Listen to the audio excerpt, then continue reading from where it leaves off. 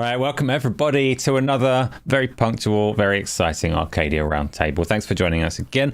I have with me, returning after a little bit of time away, the jet-lagged Luke Steele. Luke, how you doing? Good. Yeah, I think I'm still probably a little jet-lagged, but I'm not too bad. I had a big you look sleep. tired, man. You look tired. You don't look as tired as I do. Yeah, so doing well. Doing well. Slight post-holiday blues, but we move. We move. I'm sure you had a really awesome time from the pictures that I've seen of it, but we'll get into it a little bit because it does tie into our gaming podcast. What was the Tokyo Game Show that happened while you're out there and all the rest of it. We're also joined by the life-lagged Deadly Headley. Deadly Headley, how you doing? Hello. Yeah, very good. Thank you, mate. Very good. Glad it's the weekend. Glad to be on another podcast with you guys, even though the subjects are a little bit hairy, but we'll get to that. All good. Hairy subjects. That's the kind of subjects we need. We can untangle some hair and get into what's been happening over there. I can guess which one you're talking about as well. But as is our custom here, talking about games is way more fun than talking about what weird corporations are doing. First. So we're going to get into what we've been playing for the weeks. It'll be a little bit different when it comes to Luke because Luke has been away. He might have got some gaming in. I'm sure he'll have some things to tell us about, but he'll have some other relevant conversations to be had. So we'll start with Deadly Headley. Deadly Headley, what have you been up to this last? How long's it been since you were on? 2-3 weeks? It's been, I think it's been 3 weeks. I've missed the last 2 shows. Oh. In that time, I've actually managed to play quite a bit, which is nice. Where do I start? I might start with progressing in Indiana Jones. I made quite a lot of headway with that. I got out of Giza, and I've gotten to the Himalayan section. Well, spoiled. That's fine. It's just a location. I'm okay. But tell me, so Indiana Jones, right? You played it for a bit near a launch, I'm assuming, and dropped off it for a little while. I did. Yeah. One thing I will mention is I managed to get path tracing working on my PC and running at about 90 FPS, and it was quite nice, but it wasn't as stable as it was without path tracing on. Mm-hmm. So I ended up sort of tinkering with settings and actually locking it at like 120 and just playing it sort of quite nice fidelity, but without all of the extra sort of ray tracing, path tracing, ray traced hair. Everything low apart from the hair. Low textures, minimum, no shadows, no global illumination, all the ray tracing off, reflections. Now I'm a vampire. Give me the good hair. But yeah, I'm liking it a lot. I really enjoyed getting back into that. It's still a game that I'm sort of dipping in and out of quite a lot. But yeah, that's been really nice. I just got past do you remember this scene in it might have been I'm not helpful. Don't listen to it. It's not. No, it was one of the sort of cutscenes that was shown from Indiana Jones when they're in the Himalayas. There's the guy doing the choo choo impression. That one, I've just gotten past that bit. So yeah, I don't know how much more of Indiana Jones I've got to go, but yeah, that was really fun. Are you planning to jump into the DLC? I am, although I'm a little bit annoyed that my 10% discount has been taken away, but we'll get to that We'll get to that. That's for later. That's news to me because I didn't read the list properly. Okay. Oh, my 10%. Yeah. Oh, that hurts. Yeah. There's a lot wrong with that, but yeah, we'll get back to that. Yes, I would like to pick the DLC up and play that. Next one, what else have I played? I played a little bit of Skate, the new free-to-play Skate game. It's all right. There's a lot of loot boxes, which is kind of gross. But it's a free-to-play game, so it's what you expect. It's going to be something gross, isn't it? Surprise mechanics. It's a bit rough. I quite like the art style. It sort of feels like Fortnite and Skate had a baby, and I actually don't hate it. Yeah, I think it's quite cool. It is quite fun to play, but yeah, I don't know if it will keep me really. I have also played a bit of Lego Voyages with Mrs. Deadly. That's been lovely. I really like that. And if you like couch co-op-y type games, I definitely recommend checking that one out. That's recent, isn't it? When did that come out? I want to say like September 10th ish, something like that. Yeah, the launch trailer was a couple of weeks ago, so yeah, it's only nice. It's really lovely, and it's great for my partner likes playing games, but she doesn't play a hell of a lot of them. She is right now, I believe, playing some Zelda. It might be Tears of the Kingdom. It might be Breath of the Wild. I'm actually not sure. She's decided to pick back up. She likes Mario Kart. She'll play Mario Party with me, but we don't play a huge amount together, and she doesn't play shooters or anything like that. Split Fiction, It Takes Two. She will take a little bit more time sort of solving stuff than I will. I think that's sort of like that gamer brain that is built into people who just fucking live playing games. Sort of works quite differently. Whereas Lego Voyages is so intuitive, so user-friendly. Like any of your sort of respective partners out there who don't necessarily game very much but would like to play a game with you, Lego Voyages is definitely one that I would recommend. It's really lovely. I mean, that works for me. Luke, that's a little array of games. Have you had any? I know you've done Indiana Jones at the very least, but are you familiar with them? Got anything for Deadly Headley? Yeah, I mean, Voyages looks really interesting actually, because I think I saw it briefly and I was like, and then all I've heard is like super positive feedback about it. Like everybody's like, oh, it's actually really, really, really good. Like unexpectedly sort of moving in parts. Apparently, when you get further into it as well. So I'm still very early on. The blue brick melts down. I've spoiled it for everyone. Yeah, it's like the end of Toy Story 3 or 4, whichever one it was. But I think because it's the way it tells story is largely through sort of action that's happening on screen, or you might get sort of emotive sounds made. There's no sort of actual dialogue. It's very sort of simplistic but beautifully delivered kind of thing. It's just really charming. It's just it's really nice. I need to get further into it for sure. Like we've only sort of played the like the sort of the first section or two of the game. But yeah, I'd check it out. It's really nice.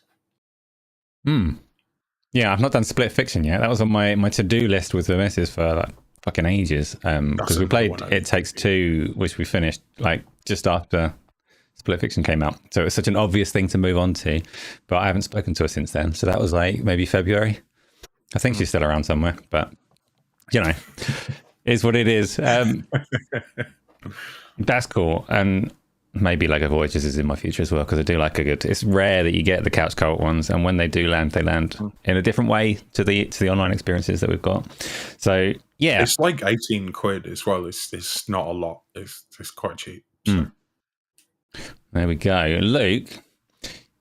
We're going to go more broad with you, because I know you took your Lenovo with you, and you may have played some games while you're over in Japan, but you've also experienced other things around the world as well. Tell us about your last couple of weeks. Yeah, yeah, it's been a bit of a whirlwind, really, in a good way. I was in Tokyo with sort of excursions out to other bits of Japan, so I went to Osaka and Kyoto as well, which is awesome. And yeah, it's just what a place, what an amazing place to be, especially as a tourist. You know, such a different culture and environment from anything that I think most Western people are used to. And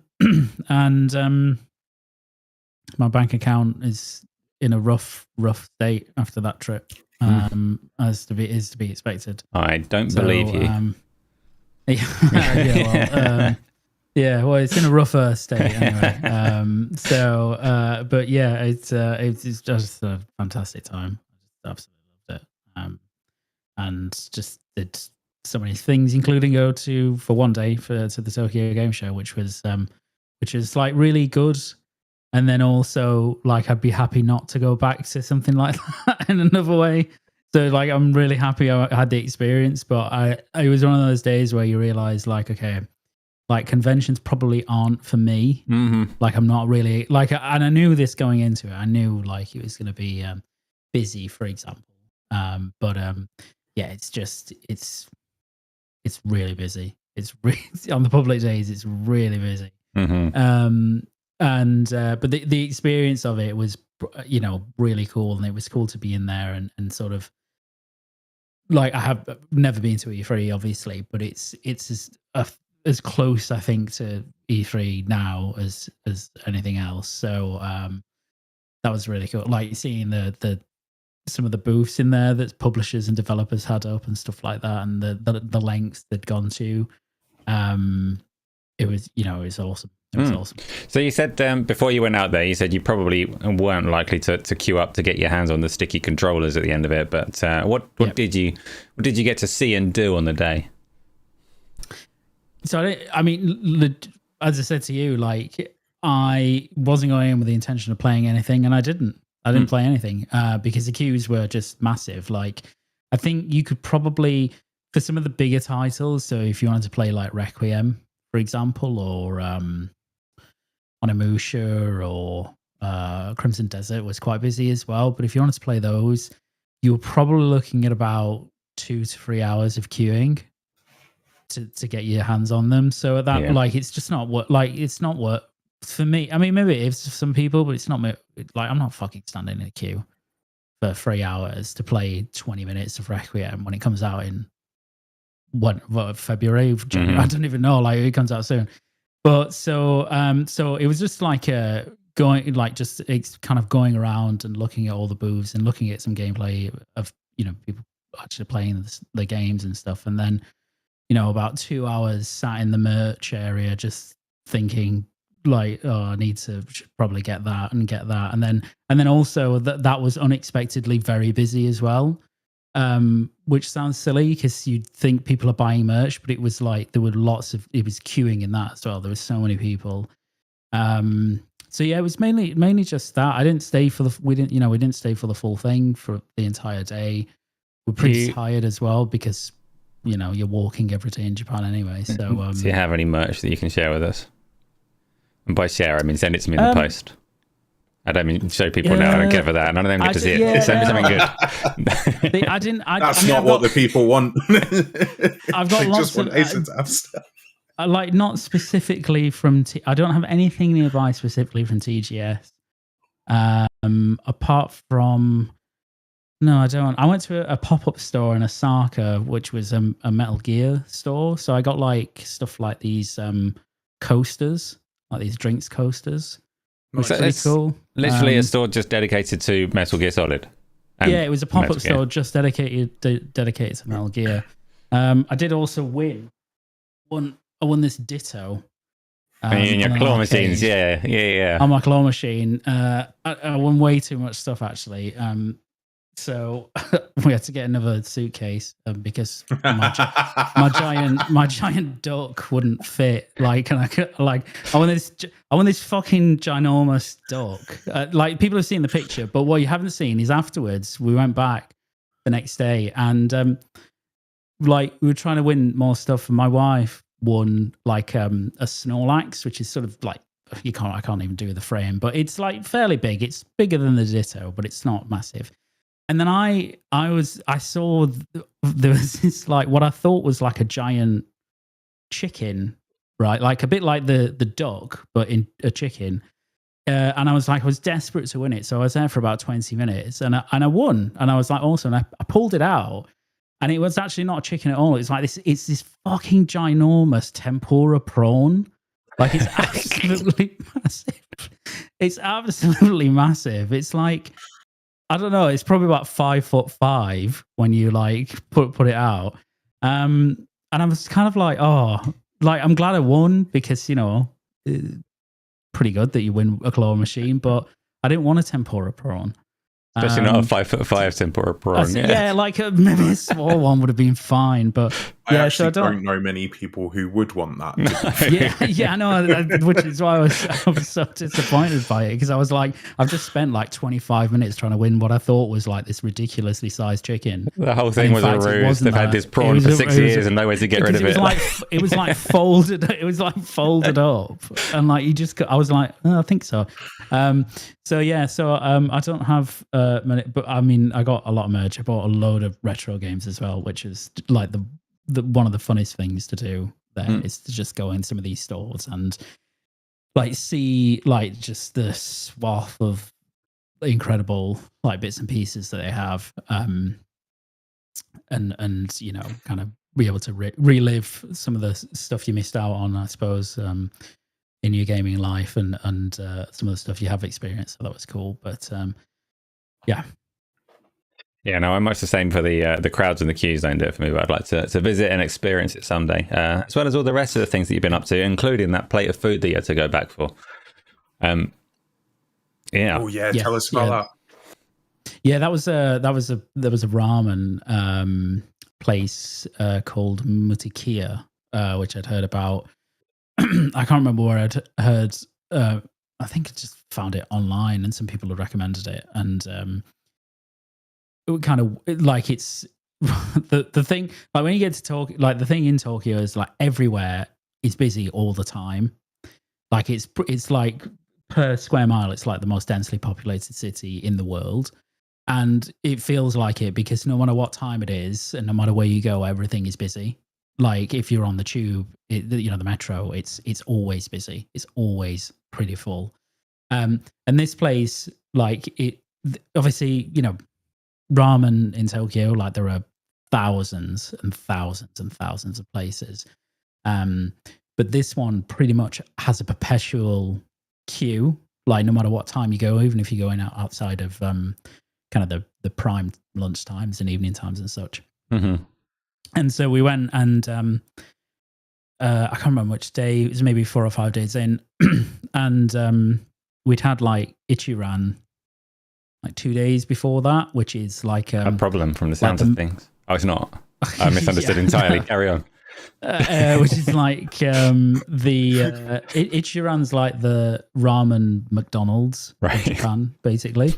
So I say that like if you go there as like someone who doesn't live in Japan, it's like the best ramen you'll ever have because obviously it's just so much better than anything that in most of the West does.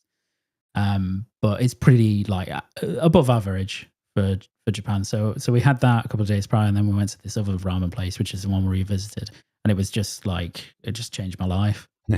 Just absolutely changed my life. It was just the best thing. It was probably the single best like thing I've ever eaten. It was unbelievable. And it was, I think a bowl was like 1,600 yen. So about £7. We're a culinary podcast now. Give me more. Give me more about the flavors. What's going on? It's a tonkotsu ramen, which is like a pork broth, basically. It's and their ramen's like their broth was like super rich and garlicky and a little bit spicy, but not that spicy, and like so flavorful. And then their noodles were like just like nice and thick, but not too thick, and they held on to the sauce really well. But then the thing that they did, which like blew my mind, was obviously you get like char siu, right? That's like a common ramen topping. But here, like you got 3 pieces and they were literally they were like this thick each. So they were like really chunky. Mhm. And it was like the only thing I could like just like compare it to is a thing I also had in Japan previously, which is Wagyu, which is beef, obviously. But if you have Wagyu beef, it will change your life because you just kind of put it in your mouth and then pause.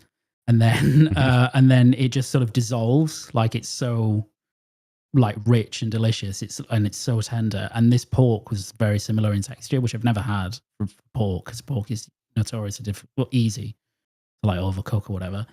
And it was just delicious. Like it's hard to describe how good it was, but it was amazing. So yeah, I mean everything that I had over there was incredible. And the unsung hero continues to be Japanese convenience stores, which are just amazing. Convenient. Yeah, like actually convenient, but also with like the best convenience food you'll ever have. And it's just, you know, you come back to Heathrow and go to a fucking WH Smith and you just want to shoot yourself because it's just, you know, it's just so depressing. It's like £9 for a sandwich. Yeah, £9 for the most pathetic free cheese sandwich you've ever seen. You know, the shittest bread you've ever had, and you get to pay for the privilege of it. So yeah. I'd love to try Wagyu. You've made me very hungry. I was going to eat. Well, I'm obviously still going to eat after the podcast, but you've sort of made me regret that decision now. So yeah, thanks. No, that's all right. But yeah, if you can have Wagyu, definitely Wagyu is interesting because in most places you go to get it, you'll only get like a small serving, like a couple of strips. And I was always like, oh man, no, come on, like give me like the full. I want a steak, you know, like I want the full. And I don't think you could have, like, people couldn't have, like, it's just so fatty. It's not meant to be eaten that way. Yeah. You only need like a bit. And you like, that's enough. That's the most delicious thing I've ever had, but that's enough. So yeah, it's unbelievable. Yeah. Right. I recommend it. That sounds awesome, and I take your recommendation on board, and I will go there one day and have that. I'm going to wrangle it back around to gaming because I think we need to do that. But if you want to hear more about Luke's expedition, I'm sure I'd be happy to tell you more about what delicious things have changed his life over the last couple of weeks. Majority. I've just assumed that everything has when I've been over there, really. So. Yeah. Let's talk what about. Have you been playing, Asa? Oh shit! For me, I want to ask you first if either of you sampled Call of Duty, the new one. No. Oh, I did. It's all right. It's all Call of Duty's ever going to be, right? It's all right. Yeah. The maps have a very old kind of vibe and feeling to them. The open beta that's running at the moment is it's fairly restrictive in terms of there's no custom games and things like that. And the only time I really enjoy Call of Duty is when I jump in with a bunch of people around the community and play it in that kind of format. Jumping into the public games is a bit bleh, but that's what's available right now.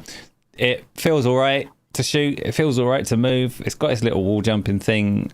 Is okay. A lot of the maps have like death trap pits that you can fall down. Well, that I fall down quite a lot. Besides that, I'm not really a big COD person, so I don't have masses to say about it, but it is one of the things that I've been playing this week. What we didn't do was check out what Luke has been doing, because you did take your Lenovo with you. I'm going to talk Hades 2, by the way, in a minute, but we skipped over what you've been doing with that and your other devices over the last bit of time. So what have you been up to? Yeah. So I took it over, which was awesome. Obviously, on the flights that long, variety is a spice of life. So it was nice to have it there. And I played. I think on the way there, I played like a bunch of Gears of War Reloaded, which was really really cool to play that on. Like, you know, I know it's only Gears of War Reloaded, right? So it's not exactly like, you know, it's not path traced Indiana Jones, but it's like a good looking game still. And like when you can play that on like a handheld and you're getting like 70, 80 FPS on it at like high settings, and it's in HDR, and you know, like it's great. Like it's a fantastic experience. So And it was cool just to. I haven't played Gears of War, the OG, for many years now, so it was the first time I've revisited it in a long time. Mhm. So that's cool. And then when I was there, wait. Does it hold up? Because it's obviously I think it's so. an Xbox 360 launch era game. You've not played it for a while. Yeah, no, it does hold up. Yeah, no, it does. It's like this. I think the gameplay of Gears is pretty timeless in my mind. Like, I think you didn't like, they didn't need to tweak. It doesn't need to be changed that much. I mean, if they wanted to, like, if the coalition wanted to, like, you could do. But I think it just still feels great to play that now, even all these years later. So I think it holds up very well. And like the fidelity tweaks that they've done for Reloaded are like not mesmerizing by any means, but it does make a nice difference to the game. So it's good. It's it's Gears. All Gears. Like, even when Gears isn't that amazing, it's still good. Like, it's still, you know what I mean? Like, it's kind of like even stuff like Judgment. I know people have their views on Judgment, but like, it's still a pretty good game. Judgment, like, in isolation, it's still a pretty good game. So it's not Resident Evil 6 good. Like, well, what is? Yeah. So I played some of that. I played a bit of Hades too, which we can talk about. Not that much, but I did. As in, I didn't play much of it, but I played a bit. And then I also played Silent Hill F. I want to check that out. How is it? Yeah, so it was interesting because I was like, okay, like before it came out, I picked it up anyway, and I was going to wait until I got back, obviously, to play on PC, on big PC. And I was like, there's no way that, it's a UE5 game. Like, even though the Legion Go 2 is a really powerful device, like UE5 is just notoriously demanding, blah, blah, blah. And then I saw a video of someone who was playing it on Steam Deck, and they were actually getting very good, what I would consider to be very good performance on that. At not even like at low settings and like, 360p upscaled, like a kind of medium-ish settings with like maybe like a balanced FSR mode, something like that. So I was like, okay, I'll check it out on the Legion Go 2, when it runs again deceptively like well. I could do, like, medium high it on native res, FSR balanced, and get 40 to 60 FPS on that. So very playable experience, particularly on a handheld. So I played like about an hour and a half of it on my flight back, and a bit when I was in Japan as well. I'm really enjoying it so far. It's it feels very Silent Hill, which is probably the best compliment I can give it, even though it's not in any of the settings that are familiar to Silent Hill. It still feels very strange and unnerving and atmospheric and all of that stuff. I'm not so sold on the combat yet, which has been a common criticism of it. The combat so far is not. It's just not mechanically very interesting. It's kind of basic is probably the best way I could describe it. And it's not particularly satisfying just to do like the normal combat stuff, so dodging or just actually striking things. And it's all melee combat. There are no guns in this, as far as I'm aware. So hypothetically, right? I'm sitting there. It's October, it's spooky month. I'm thinking I need a horror game. Yeah. Do I get Chronos or do I get Silent Hill F? I don't. I mean, right now, I'd have to say you have to get Chronos, because that's the game I finished, and I know how good it is. Silent Hill F, I don't know because I haven't played enough, but certainly the first impressions are very strong from F. And that's coming from a massive Silent Hill fan. So I'm optimistic about this, and apparently the game.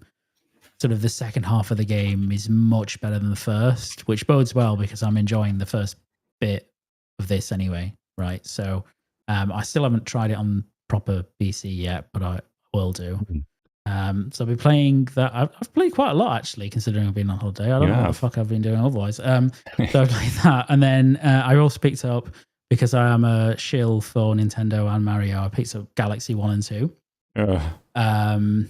Sorry, was that audible? Yeah, that was. You got to mask that in the future. We can't be having this Mario slander going on all the time. We need to change this.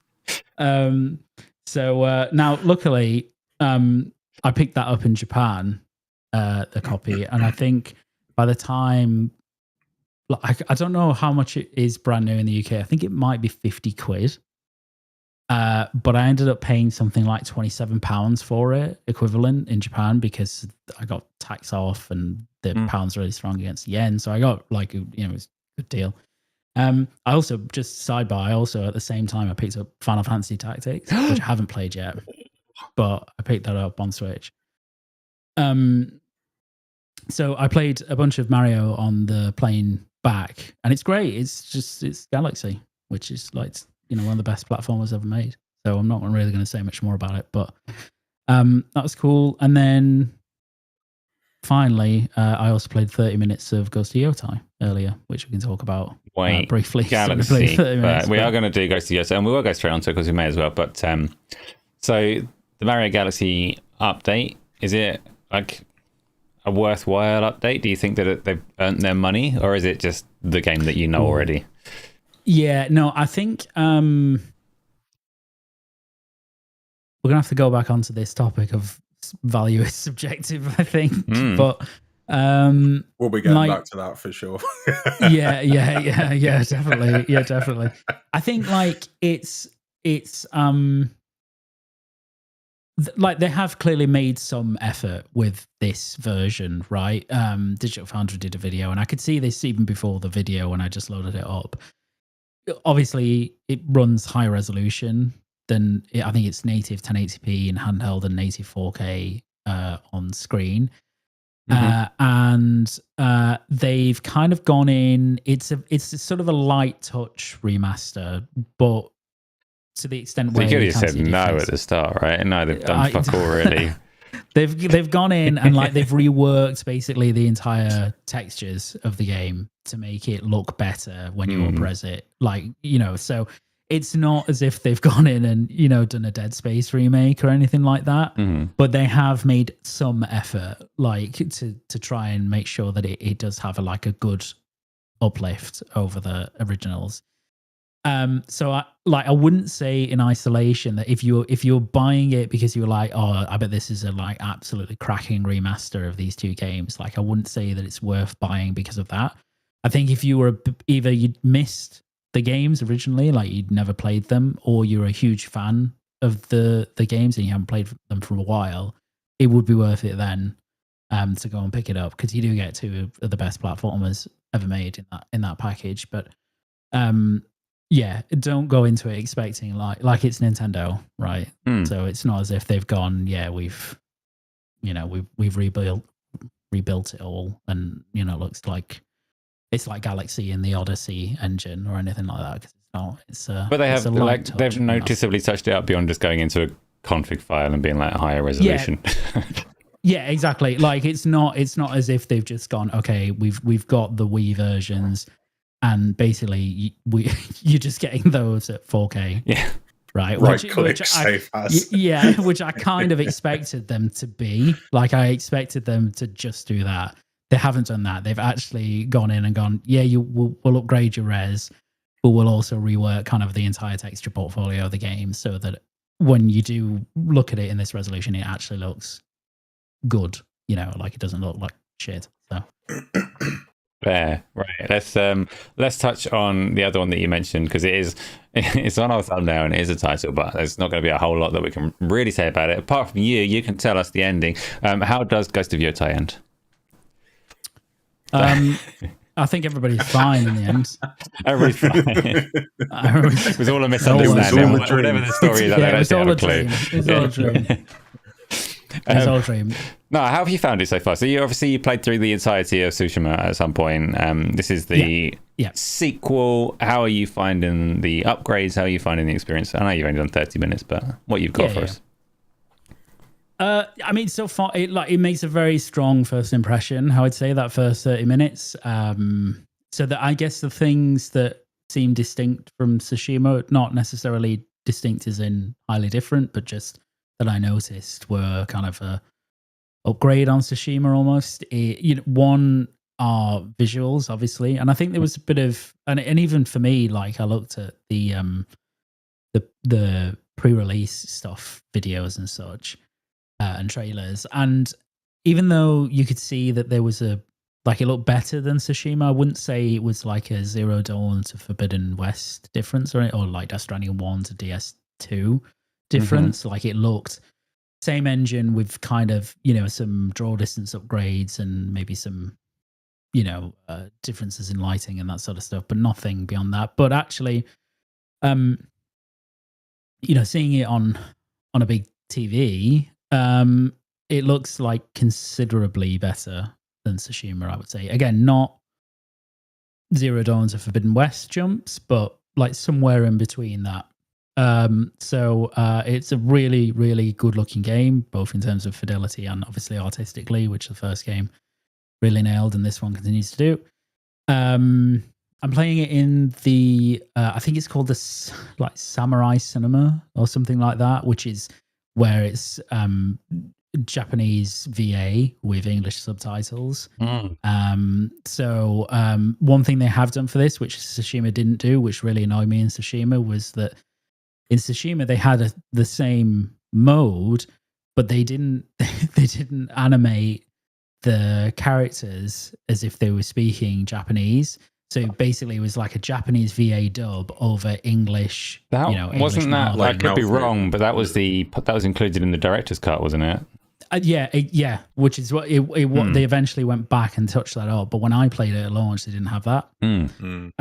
So that was like a crap, right? Because like it's not immersive at all. Like the whole reason you opt for the Japanese VA is to be more immersed, and if it's over like someone going it doesn't work. So so that's cool that it's there day one, which is great. The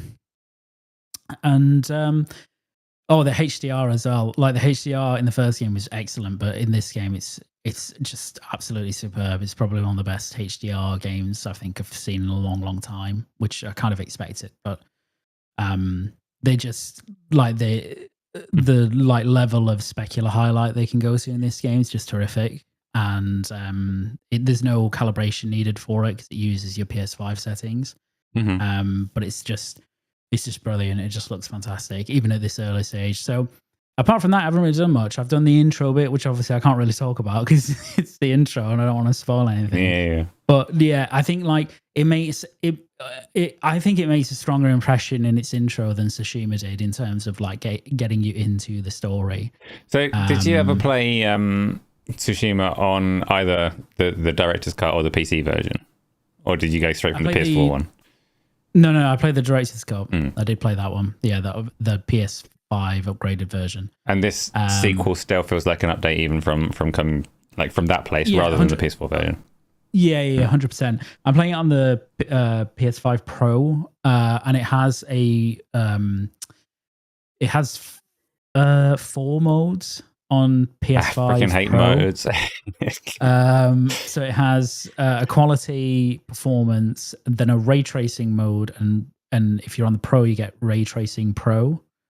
And so I'm using ray tracing Pro. Ray tracing Pro, it has ray trace global illumination, and then it's also 60 FPS, and it uses PSSR, I think, at like 1080p to upscale to 4K. Basically, it looks really good. It looks really, really good. The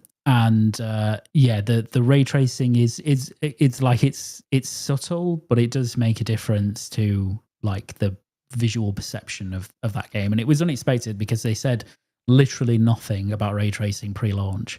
and then suddenly it popped up and it has it, which is cool. Mm. Which is, it's great. It's great when it has that, and obviously, the pro mode looks good. But I think from what I've seen of the other modes, like the performance mode on base PS5 looks really good as well.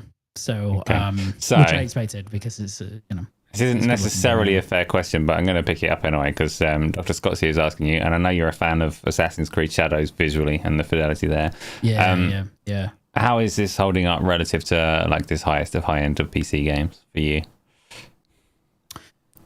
I think it holds up pretty well. Actually, it's like Shadows on PC when it's like cranked up, when it's maxed Unbelievable. out. It's unbelievable. Like it's probably the best looking game this year. So if for this to get even like near to that is like pretty impressive. Obviously, the thing that you, and like this has been gone over like a million times, but the thing that Yotei has in its favor over Shadows is that artistically, I just think it's far superior. Like the artistic direction of this game is just much better. So it makes for more, and like that's not to say, by the way, that Shadows isn't beautiful artistically as well, because it is. But it's the art direction in the Ghost games is like top of the industry, I would say, like amongst the big giants.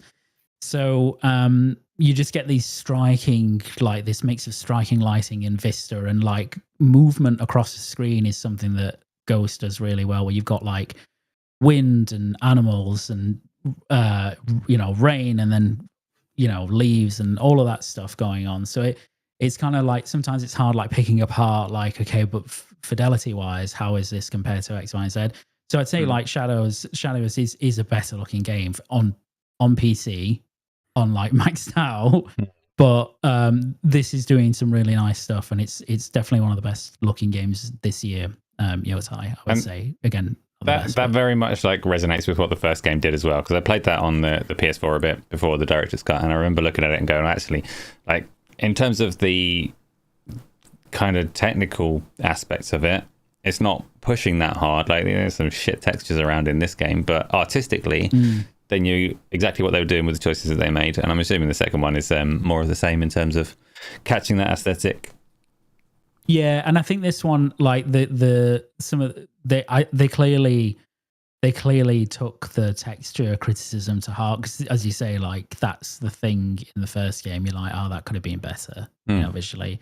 Whereas, like, I've only played a limited amount of this, but certainly, and there's a really good, I can't remember who did it. There's a really good like graphics comparison video on YouTube where someone has like literally compared like elements of visuals from Tsushima to Yotei, and you really see like in literally everything there's been like quite a pronounced bump. So texture detail in particular has had like a really nice bump in this. So which is one of probably the weakest visual part of Tsushima. As you say, like you'd come across like these really gnarly rock textures and ground textures and stuff that just had very little detail.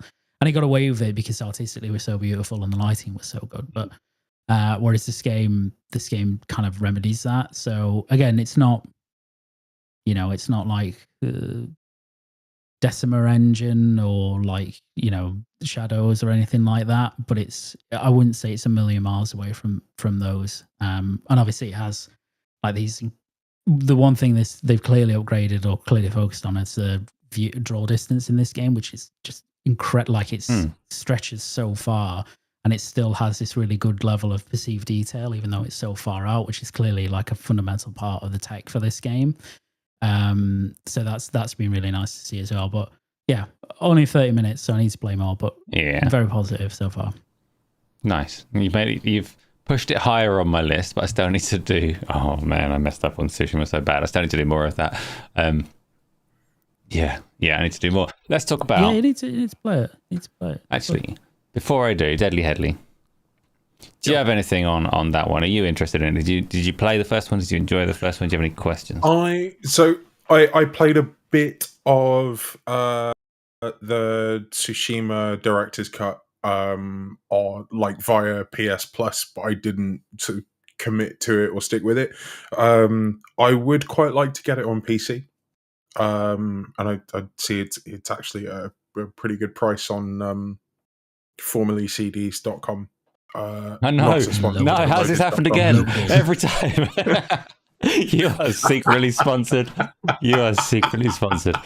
I'm honestly not, but it is pretty phenomenal. I like that site a lot. Yeah, I Tsushima is on my list, but it's just there's just loads to play at the moment. Yeah, there's a lot. Yeah, there's a hell of a lot. I tried. I played it once, and I fell right off of it because of the open world stuff. I think, to be a little bit harsh, I think some of the open world stuff in Tsushima is dog shit, like really boring. So I played too much of it, and I did too much of that, and I fell right off of it, and I dropped it. And then I decided, actually, I'm gonna control myself and play it more to my own tastes the second time around, and just do the good bits of content, right? So I'm not cutting bamboo, and I'm not following foxes and doing haikus on the fucking rocks or whatever. I'm going to do the main story quests and the like prominent story driven side quests, the legends quests, whatever they called them, and only that. And I was having a good time the second time around, but it was still quite long. I was doing a lot of recording and things like that as well for whatever purposes I had in mind. And then I got quite a long way into the game, I thought, and it came up with this splash screen that said Act 2 or Chapter 2 or whatever it says, and I went, what the fuck? So you thought you'd done like more of it than you actually had? Quite a lot. I've been playing it for so long. Chapter 2. Well done. You've done a third. Maybe. And I couldn't. I fully intended to keep going at some point, but I was like, I need a break, and that break is still ongoing. So I need to go back to that. Second one looks really good to me, and I saw a lot of the criticism saying, "Oh, this is like a PS4 game," and I'm looking at the trailers going, well, "Really doesn't." I think you're a little confused on this, but whatever. So it's good to hear that was wide of the mark. It does look good, and is a good game from the sounds of the first 30 minutes. Go on. I've sort of deliberately avoided a lot of the marketing content for it, just because I do plan on getting into it at some point, and just if I can go in blind, again, not really having played a huge amount of Tsushima either. It's kind of just nice to go in with a bit of a blank slate. But the one thing I have noticed a lot of that's really stood out to me, again, going back to the art direction that you mentioned, Luke, the like super wide, like cinematic shots of horse riding through field with like the wind lines, the color popping out from the foliage, and like the contrast that's created by the skyboxes that they're using. I really like the art direction. I think the question about how it compares to Shadows is an interesting one. That's another game that I enjoyed but didn't finish, and actually sort of checked out for the same kind of reasons as you did with Tsushima Racer. Just the open world stuff was a bit shit, but the game was beautiful and the combat was really fun. So I'm going to get back into that at some point. And lastly, Luke, I fully agree with you about playing with Japanese audio. It completely changed the tone of the game for Shadows for me. So yeah, there's definitely how I'm going to play both Tsushima and Yotei when I do get around to them, for sure. So the other thing that we mentioned there was a little bit of Hades. I am curious about that one. So I played a bunch of Hades over the past week since it came out. Hades 2, this is. Luke, you played a little bit of it while you were away, but you also did get involved in the early access over the past year or so. I want to. I think that game is probably a good candidate to have a spoiler-filled conversation elsewhere for something where that's more appropriate. We're not going to do spoilers here, but Hades 2. I'm brilliant at it, Luke. That's all I've got to say on that topic. Depends what you mean by finished it, right? Because Hades, and again, really talking around spoilers. Have you done a successful run? Absolutely, yes. Of course I have, because I'm a phenomenal Hades player, and I did my successful run so soon that certain directions of content were not actually available to me. So yeah, I have done a successful run. I have to say, for all of it, I breezed through most of it, and it makes you powerful from early on, and has a very arse bastard, really nasty way of slowing you down artificially and arbitrarily. If you come across Strife, Yeah, so if you are a competent Hades player and you're good at it from the first one, which a lot of people will be because it is very, very similar in the beats of combat, all right? If you go into Hades 2 playing better than a new player would have done on their first run of Hades 1, then a character pops up that puts a really vicious curse on you that basically says you're not finishing, it's too early. And that upset me. It is mean. That is really mean. At the same time, now I'm later in the game, I kind of respect it a little bit. But it was upsetting because I reckon I probably would have cleared it on around about my second try if it weren't for this curse. Yeah. And then, to be fair, that would have been a little bit disappointing to have done that. Yeah, game over very quickly. Yeah, I get it. But still, to just like take the glory away from you like that, it felt mean. I was like, this isn't fair. What am I supposed to do about that? Like the inverse of that, like a positive boon. Well, you go into the options and set God mode if you're like, yeah. But they should just pop up with a message and set it for you and just be like, you might as well have this because you're clearly too good at the game. So a lot of people struggle with Hades. I am decent at it, right? I say that I'm the best player in the world, and I'm obviously being hyperbolic when I say that. But I'm decent at it. I'm terrible at Call of Duty. I'm terrible at a lot of games, but I'm quite good at Hades, right? I got through this one only the once so far, and the entirety of it I found relatively simplistic, apart from the last phase of the last boss, which is visual noise that I found quite difficult. But yeah, I have. Have you cleared it? No, I haven't. So you're a better Hades. Well, I have cleared everything up to the final boss, like several thousand times. But that second phase and that last boss just absolutely obliterate. Like it doesn't obliterate. Like I get close, but like I've played it for like 30 hours. I still haven't beaten. Do you know how many nights into it you are? Like 70. Okay, so my first clear was on the 15th night. Yeah, so that's just. And so just casually flexing there. No, like it's the only thing that I've got in video games that I'm like, actually, I'm pretty good at this, so I might as well talk about it, right?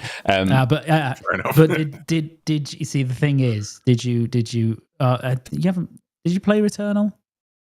I've not done Returnal much. I did a bit. Yeah. See, I'm a god at Returnal, so I was. That's nice though, right? Everyone's got that little thing. You can lord that over me. I fully accept it because. So Returnal is my Hades, but Hades is like difficult to like. I mean, certain bosses in Hades and that final boss in Hades 2, second phase is a real fucker, to be honest. Okay. The bosses, right? My very first run, I got to the second boss. My second run, I got to the third boss. And that was those bosses haven't really beat me since. Right? Yeah, they're. I don't think I'm trying to think like if I struggled like specifically with any boss in Hades 2 up to the final boss, and I can't remember that I did. I remember you saying that some of them were good, and I agree. One of them is very fun, right? That second boss is very fun as an encounter, and there's a lot going on, and it is cool. And I reckon if I hadn't already kind of cut my teeth on the first one, then that probably would have been quite challenging, right? But it's a difficult thing because it's not fun if something's just arbitrarily difficult, right? And the boss, the encounters are well designed in that obviously you're supposed to be able to beat them, and if you already are good at the game, then there's not. I don't know. It's a difficult one to kind of put that challenge in place. So the kind of what felt like an arbitrary, unfair curse for me does kind of make sense because the game does need you to take a little bit of time to get through it. So I can appreciate it in that sense. I can appreciate a lot about the game, but what you were saying to me beforehand, before it actually launched, or as it was approaching launching before you went away, you said that you would say that it's a better game than the first Hades. Yes, I did say that. I haven't arrived at that conclusion yet, and that's the conversation that I want to have with you now. And again, really trying hard to talk around spoilers. If you are watching, like we are, very, very respectful of not spoiling things for you. And I know this game isn't even out on 2 of the major platforms at the moment, so a lot of people haven't even sampled it. We are not going to ruin anything that's going to happen, right? So, with that in mind, why do you think it's better than the first one? I think it's better than the first one because, and I think I said this at the time, I think the boss battles are better. I think they're more interesting, they're more varied, and they're certainly more fun, I would say, particularly that second boss, right? Which is like really weird compared to any of the original. So that was the first reason. The second reason is I think it has more interesting like build potential than the first game. You get a lot more, there are more weapons, you get a lot more tools. The boons can be more interesting as well. So Are the there way more weapons? I think there are more weapons. I think now there are more weapons on launch. There's 6 Maybe weapons on more. launch, and I think that's pretty similar numbers wise. Yeah. Maybe I just didn't use right, my and this is but anyway. So like the reason that I disagree that it's a better game, and we had a conversation on this podcast last week about it and how I was with it on like the initial kind of entry into the game, and my thoughts last week were that it doesn't start as strongly, but I could see how it's kind of backloaded to have more potential to be better later on. So the characters aren't as immediately captivating in the same way as the first one was, because the dynamic between them is just very different. Like everyone's on the same side in a sense, so you lose a little bit of that. And the combat, Malinoway is a lot more balanced than Zagreus was. By default, you can do a lot more, right? It's only a couple of little things, but by default she's good at range and she's good in melee and she's got decent spells. And that wasn't so much the case in the first one, but it means because she's good at range, it kind of changed the combat in quite a big way for me and made it quite simplistic. You didn't need a wild build to be able to be good at the game because she's already baseline well-rounded. Yeah, but like, to be honest, like I don't think we should really be listening to someone who's cleared like the final boss in like 15 nights. Like I don't like, it would be me saying like if they made Returnal 2 and they kind of changed the stuff about it, and me going, yeah, but I don't think that's, oh yeah, that's quite the same. But it's because like my experience isn't like the normal. Your experience is not the normal Hades experience. Maybe like nobody not, right? generally is that. I'm definitely not unique in it though. I'm definitely not unique in being good at it. Sure, yeah. I'm okay at it. I am. But the thing that I saw at the start is essentially the entire palette of moves that you have in the first game is doubled in the second one, right? Everything that you can do has a hold down version, like a second version of it. So you've got kind of double the palette and double the potential to build wildly. And for me, last week, I thought in the late game I'd be getting more interesting builds out of this than I did in the first one. There's more potential for stuff to get exciting, and it may overtake it in the late game. I don't know if I could say that I'm in the late game. I've finished the game, so I'm kind of in the late game, and it still hasn't really hit that yet. I love it. Don't get me wrong. If anyone's listening to this thinking I don't like Hades 2, right? Hades 2 is freaking awesome, and I love it, and I'm going to keep playing it because it is so good, and it does so many things so well. But the first one's better to me.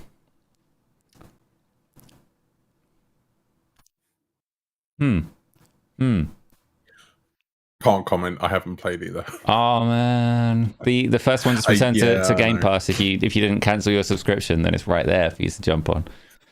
It's so nice. I don't like roguelike games particularly, and I love this. I love these ones very much. I have also been eyeing up Returnal.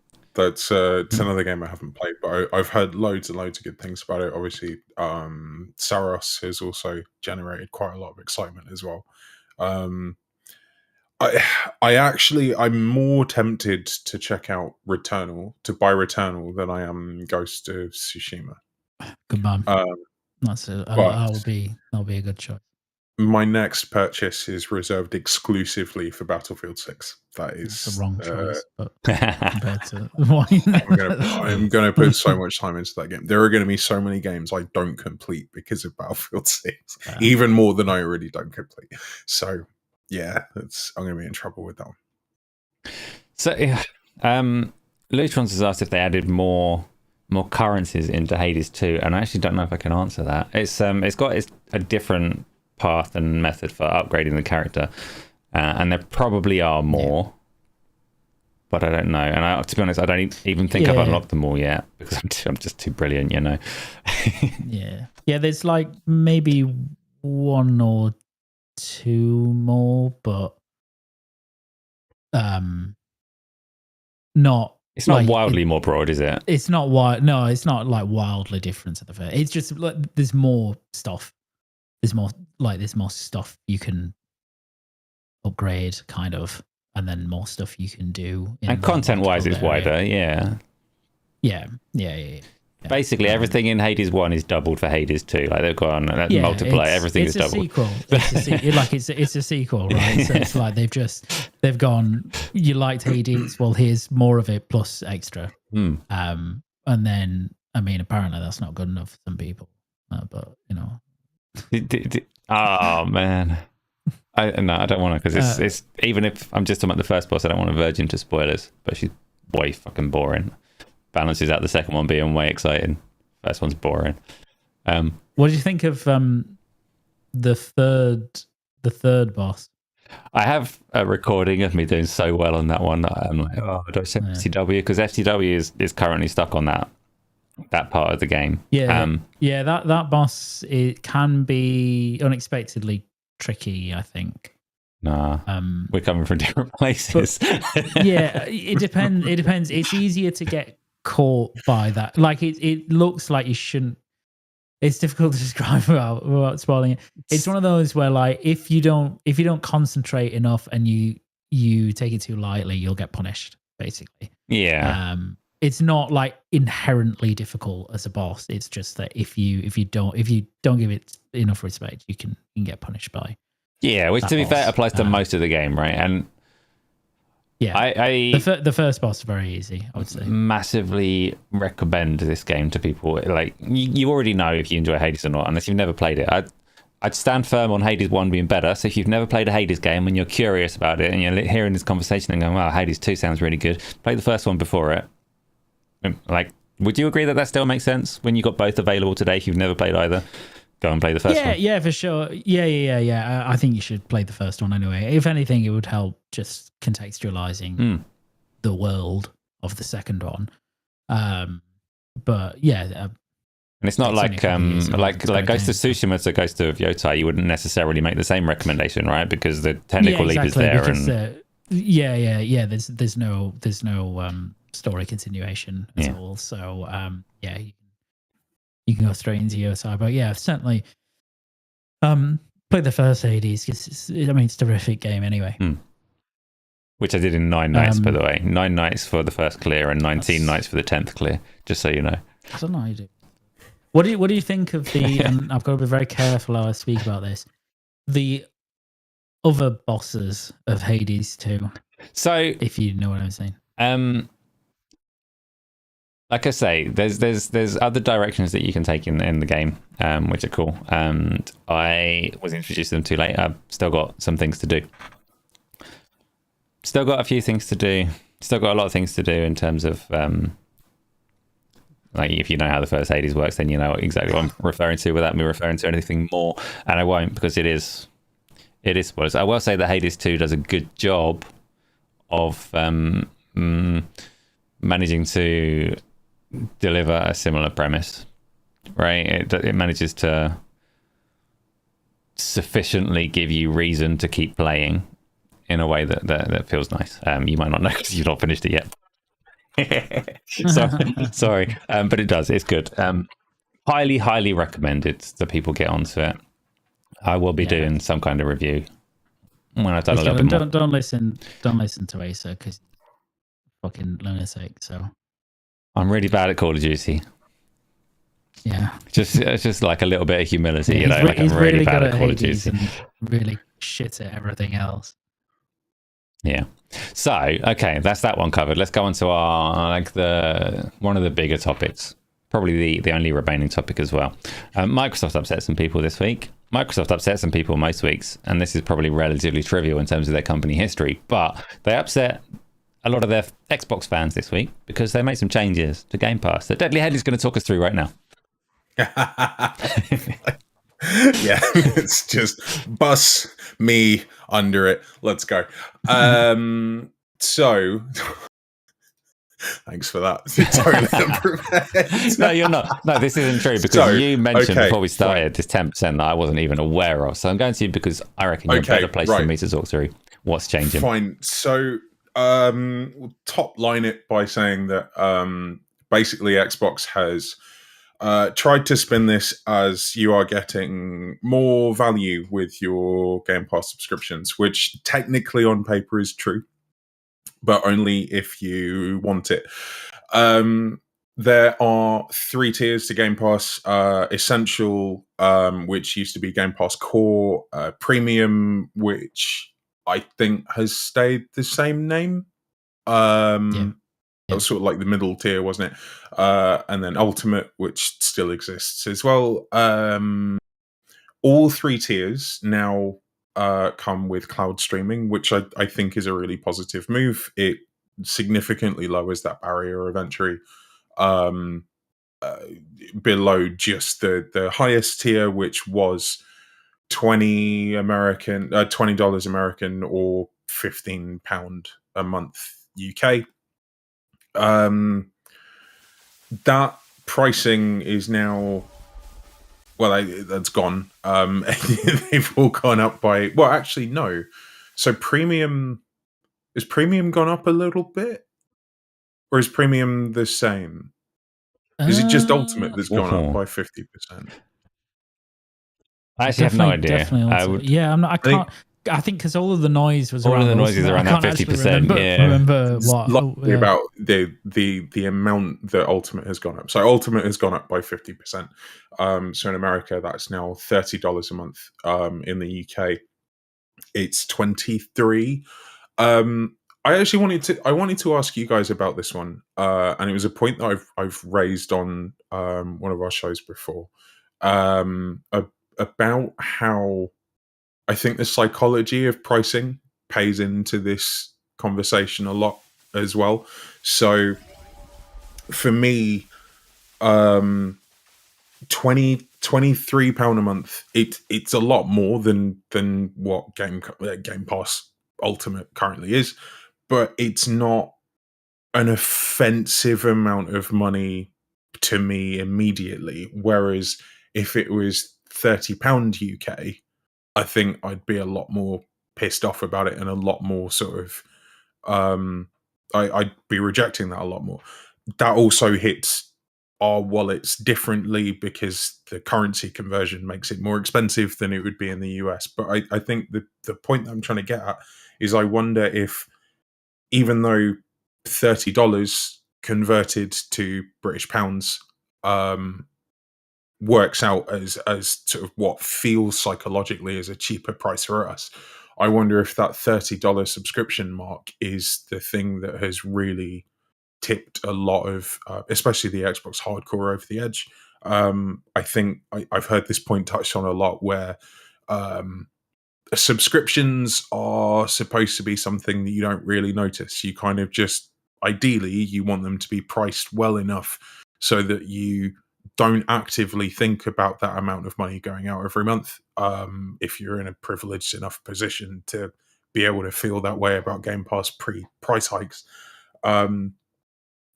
Post-price hikes, I think it's now a subscription that a lot of people might question. Being brutally honest, Game Pass isn't a thing I really want to cancel because I like it and I use it a hell of a lot. And again, £23 a month, I can still stomach that. That's all right. But it has made me go, okay, I'm probably going to end up canceling something else, whether that is Now TV or Disney Plus. Both of those have sort of kind of run their course and are ready for the chop. With Deadly Junior on the way, she's a girl as well. I don't know if I've said that on this podcast. Yeah, we have a daughter. A little gender reveal for anyone who doesn't know already, or follow me on Twitter.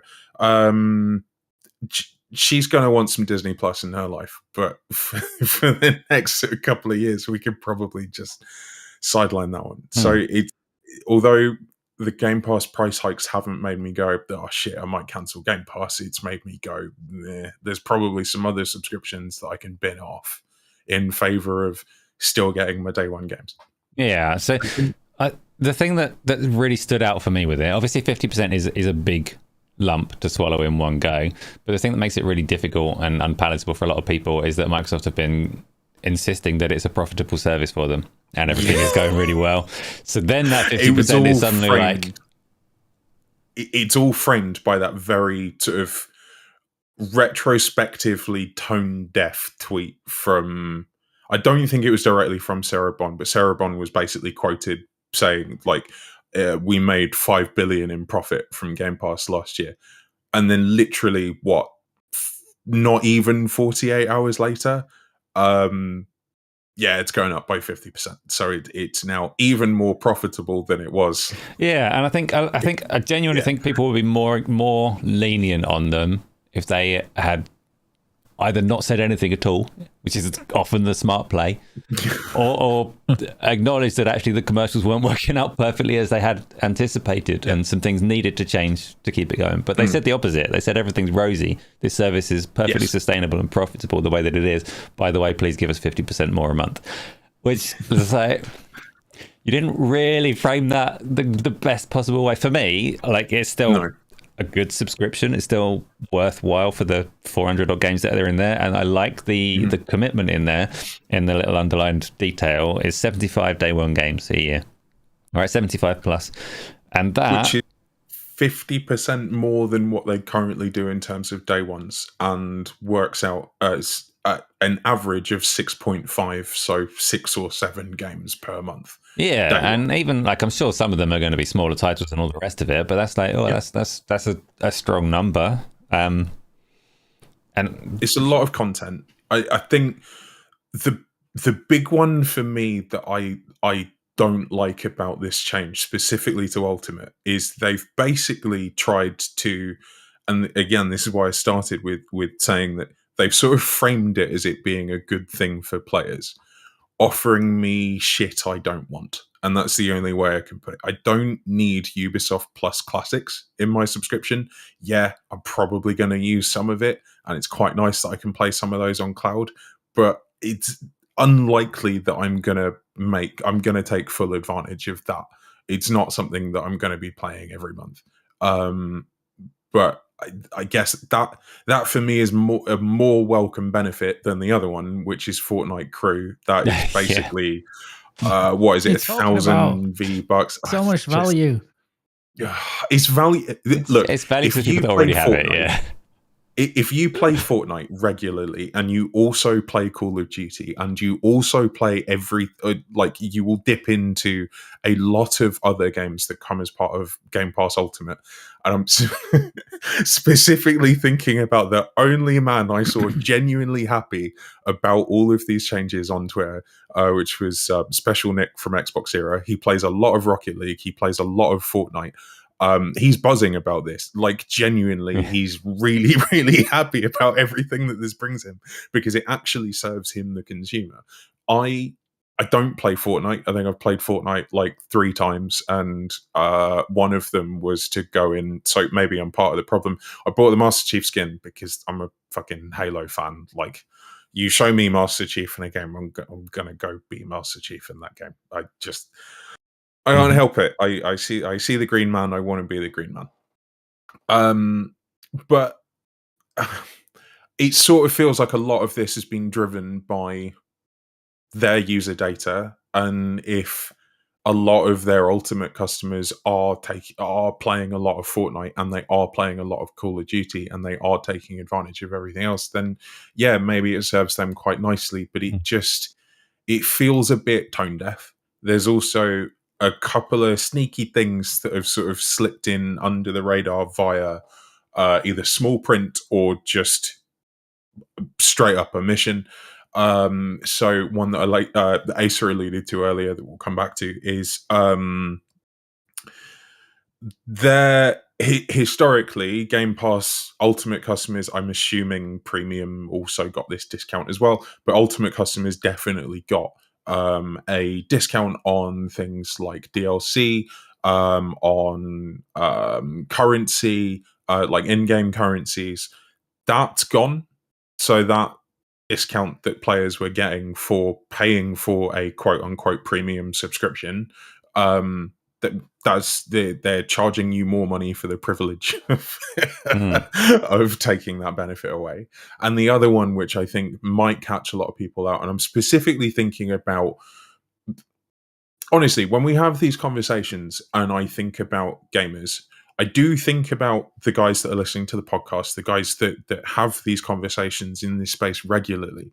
But I'm always more cognizant of the guys I went to uni with, the guys who aren't plugged into this, but do still use that service, do use that subscription, because they will have to ask themselves, how many games do I play outside of Call of Duty on Game Pass to justify whether or not it is worth me paying full whack for Game Pass Ultimate, essentially renting Call of Duty and playing all of this other stuff, or dropping down to premium and buying Call of Duty and then playing whatever else shows up in Game Pass as and when it does.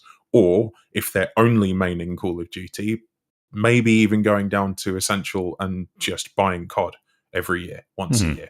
Depends on how they play. Speaking of COD, though, in fact, there's a couple of bits of one more footnote that snuck in via the small print. So if you're on Ultimate at the moment and you don't like the fact that the price has gone up on that tier by 50%, but you still want to play Call of Duty, so you might be thinking, oh, okay, it's fine. The new Xbox published games are going to drop on premium within 1 year of launch. There's a little asterisk on that note that says this does not include Call of Duty. So if you planned on waiting for Call of Duty to show up to that service because you didn't want to foot the bill for Ultimate, but you're expecting to play Call of Duty via a subscription service at some point in the year, that's not going to happen. And I think that's quite interestingly ties in with another piece of information we've had today, which is like, it's a proper no shit Sherlock moment. It sort of feels like people parading this around as like, see, we were right. It sort of feels it's a bit disingenuous to sort of go, we told you guys, because one of the other headlines that we've seen is that Call of Duty has lost $300 million in sales by being on Game Pass. But if you offer Call of Duty in Game Pass, how are people going to consume it? They're not going to buy the game. They're going to jump in via the subscription because you've offered this value proposition. Yeah. So that's Bloomberg's reporting on that. They followed up on it and said they mostly spoke to people that were former employees at Microsoft rather than getting current data, right. And they arrived with this $300 million lost sales value, but without giving much basis of how it was calculated. Another interesting number, they said like 82% of its actual sales were on PlayStation, which is, I don't know, that seems wild on the PC side of things at the very least. You'd think there were more there, but it's there, it's data, and it's speculative. What about PC Game Pass though? Because I guess that's the other. It's not that big. I know it's grown, but it's not that big. Like Call of Duty would still sell crazy, you would think, unless Game Pass is more effective on PC than we kind of realize at this point in time. The there was something. The Call of Duty thing not being included in Premium is a wonky decision, because Call of Duty is the one game that you can absolutely guarantee is going to be replaced in 1 year. There's going to be a new Call of Duty in 12 months. The old one has no value at that point. Why is that asterisk there? Whose idea was that? It's funny because I think we've seen this in subscription models before, where there's 3 tiers and they're basically designed to funnel you upwards to the most expensive one through caveats like this. And Call of Duty is a really interesting one because you get one every year. Like clockwork, you will get another one it's usually November, isn't it? Yeah. And it sort of, basically the option that you've got is buy Call of Duty every year, play 15 quid a month for other stuff that you might want to play throughout that yearly period, or just pay the subscription fee. Don't buy COD. Never own COD. I think the issue around ownership really depends on the individual themselves. I'm all right not owning stuff that has been in Game Pass, and if I want to own it, I'll buy it usually when it's dropped in price after I've played it in Game Pass. Starfield is one for me that I will go and buy at some point because I want to own it, but currently I don't because I don't feel the need to go and own it. I can access it through Game Pass. But obviously if that situation changes, it's a game I'm definitely going to go and buy, at which point it's going to cost way less than it would have done if I got it brand new. So, Gamsey, thank you for the 2 gifted memberships. Sorry that YouTube swallowed one of them. There's not a lot I can do about it, but much appreciated. Luke, as you haven't had a crack at this little topic yet, I'm going to ask you. So, Microsoft had an awesome graph, by the way, in their court case I've seen kicking around. Part of their kind of forecasting for how cloud gaming was going to grow. It's a brilliant graph. It goes in, it's got all these years laid out, and it's like, oh, there's going to be Game Pass subscribers. There's going to be 30 million, and then 31, and then 32, and then 33, and here's 34 at the current day, and next year it's going to be 100 million, and it's a fantastic case study of a graph for like who to trust and who not, and what kind of analysis is this. But what's happened, because Microsoft promised in 2023 that they weren't going to raise the prices as a consequence of the Activision Blizzard King merger and acquisition, right? The however many billions that they spent. They obviously forecast various things wrong along the way, but like, who's at fault? Is anyone at fault? Should we be mad at Microsoft? What's happened? How's it gone so wrong since 2 years ago? Has it gone so wrong since 2 years ago, or was this always the plan? What's going on, Luke? Lawyer us up. No, I will not. No, I mean, I think, look, it's Microsoft's fault. I mean, Microsoft are the one making the decisions about this. I think, like, it's always a bit annoying, kind of looking back, and it, you know, hindsight's always 20/20 today. Like, you can look back and go, well, obviously they were going to raise prices in due course for this stuff. But and like when they spoke about, you know, we're not going to do X, Y, and Z, they don't mean indefinitely, right? And nobody would ever hold them to mean indefinitely, you know, that we're not going to raise prices on stuff. But they were talking about, you know, the kind of immediate follow-up, you know, 6 to 12 months out of the merger, that they weren't going to do X, Y, or Z. And none of these things in any case were binding on them, right? They were just things that they said. But having said that, I think the most galling thing about this, as you know, Deadly's talked about and you've said, is the fact that they have been at great lengths multiple times when questioned by, you know, gaming journalists and the broader public, that Game Pass is a very sustainable service, that it is a profitable service. And then they've had a pretty, you know, a very significant price raise on the most popular tier. Because really, for the most part, like Game Pass, I've never really seen Game Pass as a vehicle for attracting casual gamers. Like it's the type of thing, and the Ultimate is an expression of this. Like, it's great if you play a lot of games. If you don't, and you play a couple of games, these sorts of services aren't that useful to you, because you're just not going to get sufficient value out of them for what you're paying.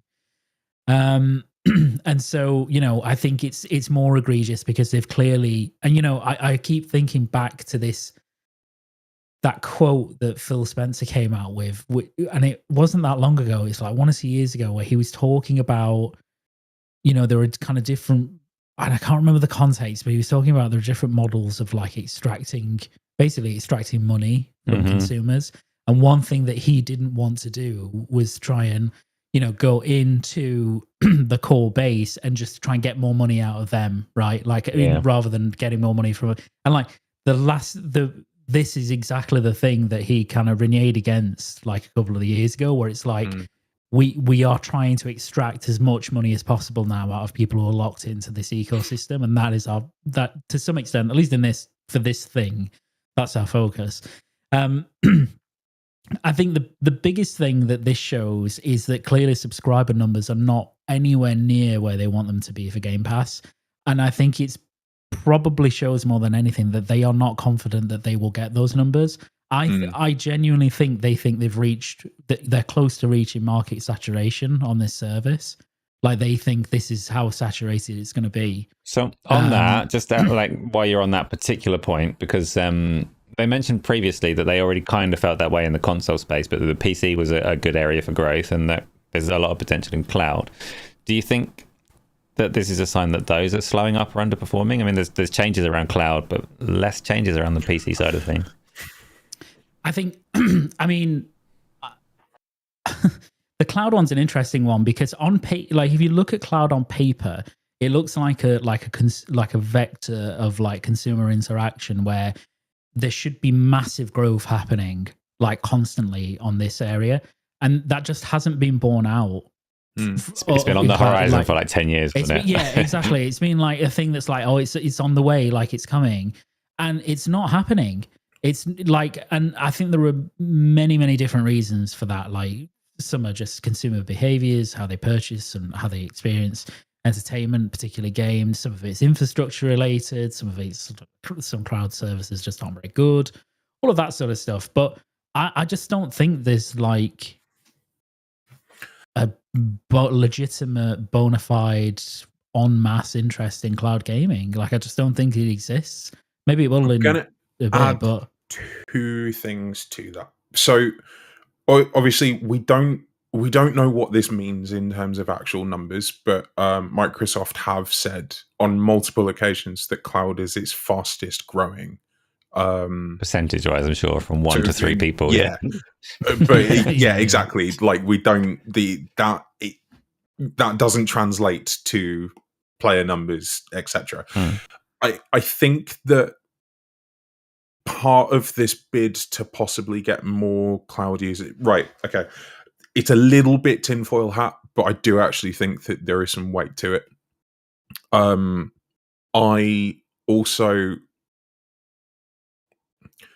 know something, but I'm not going to talk about it because I'm not going to. But I do think that we've seen an interesting clue as to how they might be trying to grow the service via mobile and cloud. So we had the Verge's report about a free tier being tested at the moment. Ad tier. It's an ad tier. It is again in internal testing at the moment, but basically the crack is you get something like 5 free hours a month, which sounds like a really shit offer. I wonder if that, so I think there might be some intention there to try and grow cloud from a free tier base by pushing cloud for free on mobile devices and on other cloud enabled devices at that free tier. And then because cloud is now available at a lower barrier of entry, i.e. essential from $9.99 a month, after you've sort of had your fun with that free tier, I wonder if that $9.99 barrier becomes far more tempting, especially if you're not already in the ecosystem or paying into that ecosystem, than springing for Ultimate, which was previously the only way that you could play cloud games.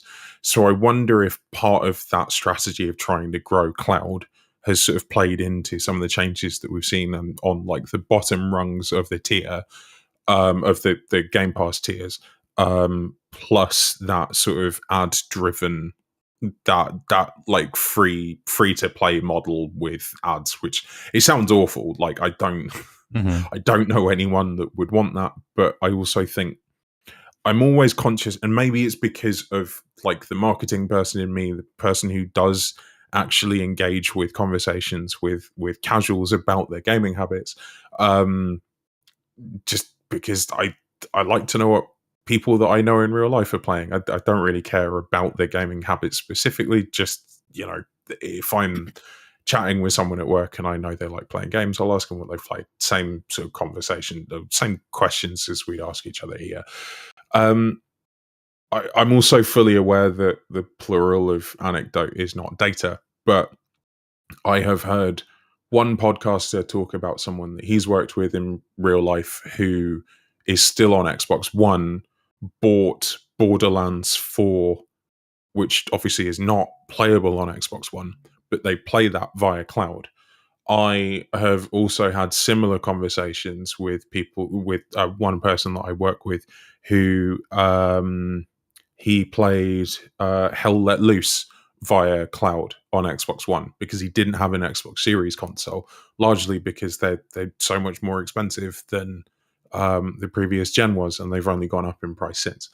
So I think it would be really interesting to see actual numbers to understand what growth is like and what player engagement is actually like. But it just sort of, I guess, what I'm trying to say is those two instances, they are two isolated incidences, so we can't extrapolate data from them.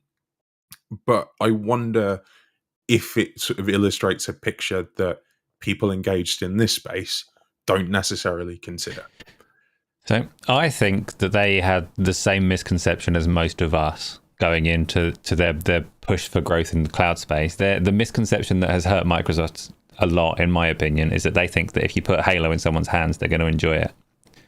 And that the problem was the barriers to entry.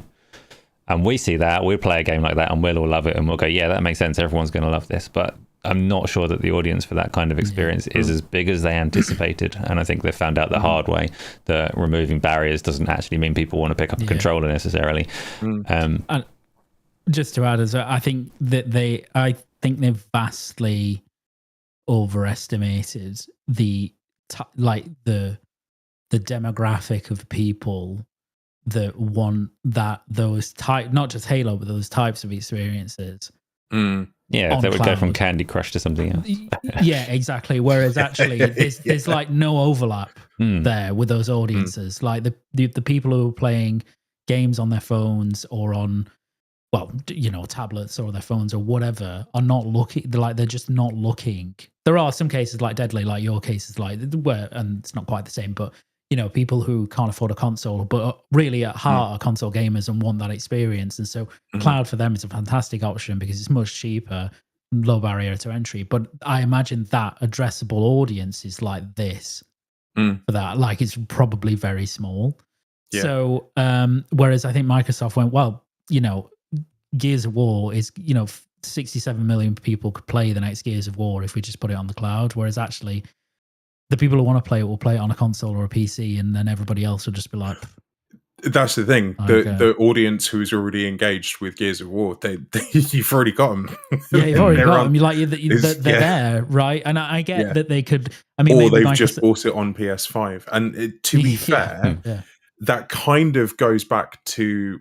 It's something that I've talked about on my YouTube channel, where... I wonder if that sort of it's going to be really interesting to see. I wonder if that content on PS5 acts as a driver into cloud, and this is also a lower barrier of entry. So if someone's only on PlayStation, they want to play day one, and it's exclusive to the Xbox ecosystem, hypothetically, because we don't know. It could go either way. We've sort of seen like a halfway point now with Forza Horizon 6. So they've straight up said Forza Horizon 6 is coming to the Xbox ecosystem first. We'll bring it to PS5 at a later date due to the popularity of this franchise, but it's not coming straight away. That could be a development thing. It could be a fuck it, let's see what happens. Let's test this exclusive theory. Let's see if our cloud grows. Let's see how well we can market this across devices and access points to see if people bite after having a taster of Forza Horizon 5. But I think the reality is those players who want to play it on PS5, they're just going to wait. They might not. Yeah. FOMO might bite, and I wonder if that is part of the gamble that Microsoft is taking with this. I think even if FOMO were to buy those people, though, those are probably the type of people that would buy a console. Like, like I'm not saying they wouldn't consider cloud, but they were probably, gamers of, sufficient. It's not great to a new audience, is it? Yeah, like they would probably go, yeah, exactly. It's not a new audience for them as such, because those people will probably just say, well, I'll either wait, because at this point we know that those games are coming to other platforms at some point, like maybe not day one, but and if not, they'll just go, well, it's been a year, there's no sight of it, I might just get like a Series S or an X, or I mean, maybe they won't now that it's like £700,000 for a Series X or whatever, but like, they're probably they're more of that ilk where they'll just go, okay, well, I'll just play it natively somewhere, I'll try and get my hands on it. It's just a weird, like, my take on the price increases is just that they think that they've reached saturation point for Game Pass, basically. And that's not to say that it can't still grow. I think it is still growing. They've talked about PC Game Pass growing before, and that's a positive for them. But they're clearly not generating the numbers that they need to for this to be like. I don't want to use the fucking sustainable point again, but it comes up all the time. But moves like this do kind of lend some credence to that idea that they do not think it's not that it's not sustainable, but they're not happy with the amount of people that are in Game Pass at the minute, clearly, and they want people to pay more money for it. And they do that under the auspices of increased value, and there is on a binary level increased value, but it's still very subjective. But I just think that they're just trying to extract more money from people who are already locked into the service and they know won't leave. And that's not an evil thing to do, because every other subscription service in the world has done that. But it does mark a pretty significant shift, I think, in the way that Microsoft is starting to approach the service now, whereas before they've really focused on the value proposition of it. Like, and it's still, look, I mean, value subjective, as I just said. To me, it's still very good value for the money. And I think it's the best value if you're, funnily enough, if you're just playing on PC. If you're just PC, and it's still absolutely terrific value. Yeah, because you have everything you have in Ultimate, not everything, but all the things you would want, I think, on PC you get, right? So you get through PC Game Pass. If they start pissing about with that one, then you'll really know, like, because they've, as I said, they've talked about PC being a really good growth space for them. So if they suddenly start jacking up the price on PC Game Pass, then that the numbers there are pretty dire in terms of like increase as well. So it'll be interesting to see what they do with that one specifically in the future, because it seems like leaving it now that they're clearly in the user acquisition stage in the PC space still, or at least I think they are. Oh, they also they're happy with it. Like, as an aside from the whole Game Pass thing, though, they did settle a debate, right? Because there's been this big ongoing, is the ROG Ally X a console or a PC? And they just reminded everyone that if it were a console, you'd have to pay to play online. So that's still in there. That definitely should not be in there. I want to catch this super chat from Soiltech. Soiltech said, "Good evening. Gaming is expensive, but it is good." Yes, it is. That is why we're all here still talking about it, despite price increases and all the rest of it. We do love it as a hobby. And a follow-up question there as well was, why do you reckon that cross progression isn't taking a hold across various publishers? And I'm going to answer that very succinctly. For me, it's speculative, so don't take this as gospel, but I'm going to say it's red tape and it is Sony branded. Yeah, probably. Yeah, probably. I'm still really frustrated that there's no cross progression between Steam and Xbox on Helldivers. That's a real shame, because I don't want to grind on console for the stuff I've already unlocked on PC. I've already done it. So I'm not like pulling that one out of my arse entirely. We know that Sony have pretty strict contractual obligations around cross-play in terms of they do not want people playing games on their platform and spending money elsewhere. So they don't want you to be able to buy something on a PC and use it on a PlayStation without them getting their cut. You can do it, but logistically it's very difficult. They need a certain amount of data to track the amount of time you're spending on various platforms relative to what you're spending on theirs and where you're spending the money, and it is too much for small developers and even some large ones to pursue. I would say that's my take on why it's not standard and commonplace, because we know that Microsoft offer it for free, right? If your game is on Xbox, you can use their PlayFab service now to get cross progression without paying for that at all. Like, it's just there to pick up and use, but that doesn't mean that everybody else is on board with the idea. I guess an interesting sort of kind of not really like a sidebar question, but I guess what does this do to your thoughts and expectations for Xbox next generation in terms of doing things like the PC console hybrid? Do you think that, I mean, I personally think that they've painted themselves into a really difficult corner there, because are they really gonna force people who are playing on a PC hybrid console to stick with Ultimate, or are they just gonna get Game Pass, PC Game Pass? Because I think that's the trap it's now set for itself and its users. It's it's a weird situation, and one that console players should be kicking back on much more firmly than they do, because right now if you play an Xbox game on the PC, you get exactly the same quality of service, exactly the same features, exactly the same servers, exactly the same value, and you don't pay for it. If you play that same game on a console, you pay £10 a month for the privilege, and that's like not fair in simplest terms. No, it's something that people have just accepted as the norm, and it's obviously got like quite a storied history of how it came about, and like the old gold service and all the rest of it. But at some point, I mean, they've not stopped doing that because it's getting them money. So it's a decision that Microsoft's going to make somewhere along the line. How the next Xbox console PC thing lands, how they brand it, how they distinguish between these things, whether they just say, okay, console players, we're dropping this wall now, or whether they say, sorry, PC players, but this is how things are in our ecosystem. Like, that would be crazy. I have thought about this. Like, I'm curious as to how they're going to handle the online play stuff.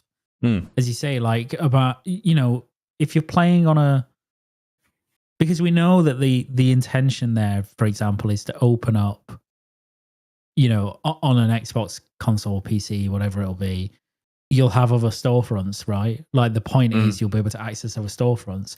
So the first question is, well, what are you? First of all, are you presumably you're just loading a PC version of the game? Like, how does the SDK work? Like, I don't really understand that. But secondly, what happens then when you're trying to play online? You know, because surely then if it's just through, you're playing like a Steam game, for example, then there shouldn't be any artificial like wall to playing online, because you're just running a PC version via Steam. So it's going to be, you know, it's going to be interesting, because also that sacrifices, if they do it like I think they should, it sacrifices an awful lot of revenue for them, you know, from people who previously would have been paying to play online that now don't have to and won't. So there's a lot of questions. It's going to be interesting to see when they reveal it and what the feature set looks like and how it all works. Yeah, and those are, for both Sony and Microsoft and Nintendo as well, I imagine, like massively successful tiers of a subscription service that don't make sense when you stack it up against what they're doing on PC. So, yeah.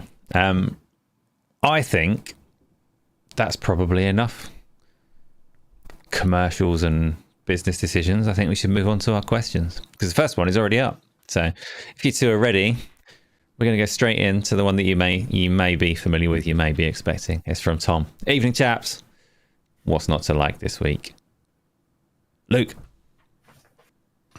Long flights. Cry me a river. Come on Yeah, now. but Oh, I'm look, so they are hard done by it. difficult. Been in Japan. They had such nice food. Went to Tokyo Game Show. Oh. I don't know why I turned into Borat. My wallet's too small for my 50s. My diamond shoes are too tight. No, but it is so like it's just difficult, right? It doesn't diminish it. Like, come on, be nice. I feel for you. Like, yeah. This is an emotional time. Yeah, I was pretty emotional on that flight back, waiting for it to end. So yeah, probably just that and tourists. And I know I was a tourist, but I'm one of the good tourists. I'm one of the good tourists. Bit of like, self-loathing to balance the scales. I'm a really good tourist, and there's so many people that are just absolute fuckers. So yeah, probably them. Mine is that it's still that Luke didn't take me on his long flight. I know you'd have been like, you'd have snapped me out of it. You'd have been like, look, get a grip. Mine is that Battlefield 6 is still a week away, because honestly, it's the only game I actually want to play right now. It's driving me crazy. Yeah. Fair, I'll take the low-hanging fruit. I'm not too keen on price increases, I thought about it, but yeah. I'm quite happy about it, to be honest. Yeah, That's great. Right. Next one is up. It is for you, Luke. It's a legal question from Kevin Mann. I got a ticket for an expired vehicle registration recently, and I don't feel like dealing with it. Any formal, official legal advice? No. Next question. Any no informal advice. Deadly Headley, do you have any advice that can't be taken to be legal advice and it can't hurt your profession? No. Same. No, also no. We probably shouldn't advise on that. Thoughts and prayers. Don't burn Thoughts and prayers. No, don't burn it. Lutrons, who's just left, so I won't catch the answer, but is all of your console catalogue available for you to play on PC Game Pass? Question. If not, the move to PC is going to be rough for the console players left. Yeah, there's like always talk and speculation that they do have the emulation team working on some kind of compatibility solution to bring console games over to the PC space, because the hardware could obviously brute force that and do it. Would make a massive difference if they could, but whether that's real or not, hard to say. So it is a difficult thing. It is precedent as well, like with the handheld, the ROG Ally X. It is something that some people are going to be running into in the very near future. Do you think it's a big problem? I think that this really goes back to the importance particularly for Xbox console users, but I actually think there's quite a nice overlap of an audience with just straight up PC players with Xbox's next iteration of hardware, because that is really the thing that is going to stitch those two together in a way that PC just doesn't. I do like how much content is available on both console and PC when it comes to Game Pass. I think that's sort of, it's always a bit of an argument that I kind of want to push back on when with the whole Xbox ROG Ally can't play your Xbox games. Yeah, it can't play all of them, but anything that comes out on Xbox now, you're also going to be playing on that. So yeah, it won't play your back catalogue, but anything coming out going forward, you're going to have a lot more of that sort of cross-play, cross-progression type experience. It would be nice to see Microsoft make strides in that space in future, because like I'd love to play my console library on my PC. It would be wicked. I haven't gone in with that expectation, but if that is something that they can deliver in future via emulation or whatever, I feel like that would future-proof my library in a way that console hardware almost sort of doesn't, because I think whatever iteration of hardware I'm going to be playing on, if it's available on PC, if it's achievable on PC, I almost feel like that actually preserves my digital library in a better way than holding onto a console that might fizzle out and die, and then I can't get a replacement for it in like 10, 15 years. I don't know. Yeah, I mean, if the next bit of hardware that they're doing that promises to be this console PC hybrid is indeed that and can run like your Steam Win32 apps as well as your Xbox game ones, then there is potential for them to bring that the other way as well. Like the hardware is going to be doing it, so they'll have the software layer there. Whether they hit any big hurdles on kind of the strict hardware requirements, whether they don't want to bring it to that kind of broader array of hardware because it falls over for some people. We'll see, but I think there's a fair chance. Obviously, there's the third-party licensing issues as well. Oh, who knows? Who knows? We'll wait and see, everybody. We'll wait and see. Luke, what do you reckon? Yeah. Are you going to play brute force on your PC in the near future? Oh, I hope so. I really hope so. That would be a dream. That would be a dream. Yeah. Then and they could do co-op. They could do 4-player co-op. Then we could all play it.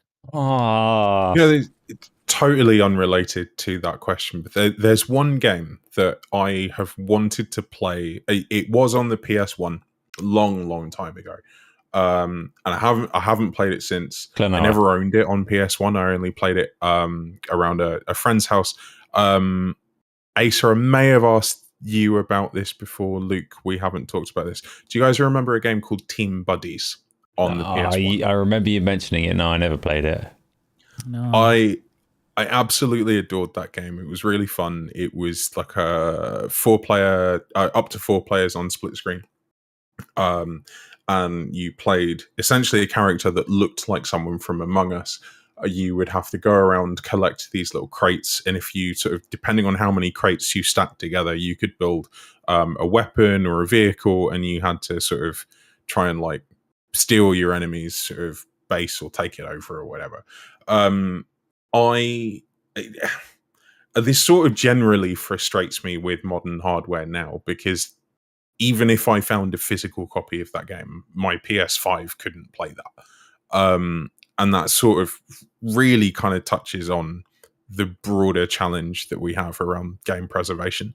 I have seen that there is I believe it's fan-made, but basically like a fan-made recreation of Team Buddies coming to Steam.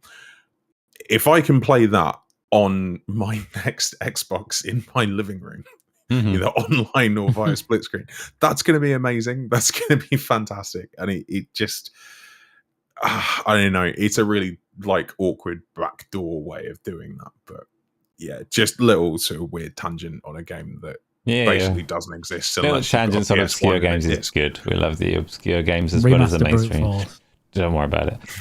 No, do it. I'm all for it. I'll play it. So, next question is, this is a good one. Do any of you guys multitask whilst gaming, or is it always full focus? There's a lot of people talk about listening to podcasts or watching sports on another screen whilst they're playing. And Tom, I can answer that straight away. I multitask in the sense that I'm streaming, and it makes me way worse at the games that I'm playing, right? So I'm multitasking because I'm trying to talk to people and trying to read. And if it weren't for that fact, definitely would have got out of Hades in 3 nights and not 15.